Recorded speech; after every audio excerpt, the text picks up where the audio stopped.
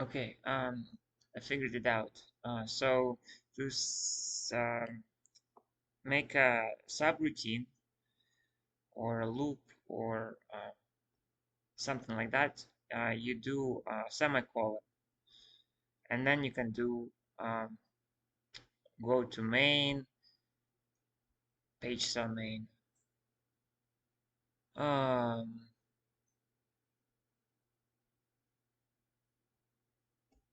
yeah, so let's say uh, loop, and then uh, nothing, and then we just say go to loop, and that will compile.